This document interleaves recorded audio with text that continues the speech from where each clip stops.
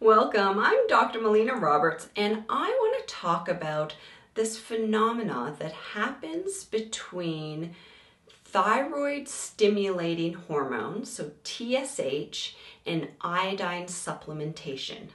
Because what can happen is that when you first start supplementing with iodine in a person who has been deficient in iodine, typically for a long period of time, what can happen is that when you first start doing that, we get an increase in TSH. And sometimes people see that in the blood work and they get nervous that that iodine has caused hypothyroidism.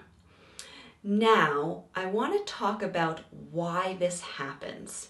So, TSH, what it does is it stimulates the thyroid gland to produce thyroid hormones. But the other thing that TSH does is it stimulates a iodine transporting molecule. And this molecule is called a sodium iodide symporter. And what it does is it transports iodine from the bloodstream into the thyroid cells, and within those thyroid cells, the thyroid cells need iodine in order to make thyroid hormones. So if you've started taking iodine and your TSH levels have increased and your free T3 and free T4 are within normal range, you have not induced a hypothyroid condition. You are just helping to make sure that the iodine is actually being transported into these thyroid cells. And often this will happen for about 6 to 9 months after you have started to take the iodine. So this is your body actually starting to utilize the iodine into the cells, and it's not problematic in the system.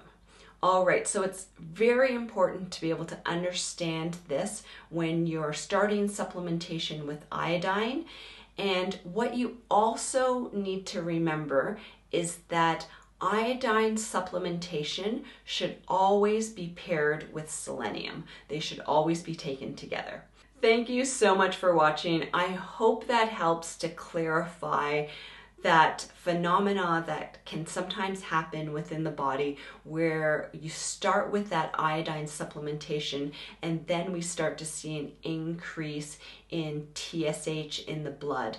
And often people will worry that the iodine has caused a hypothyroid condition, but that's not the case at all. That's the body trying to make sure that we utilize the iodine and that the iodine makes its way into the thyroid cells, and realizing that this increase in the TSH is really just temporary and that it will go back into normal once your body has fully utilized that iodine and now is just using that as a carrier, and it doesn't need to increase that TSH to that higher level.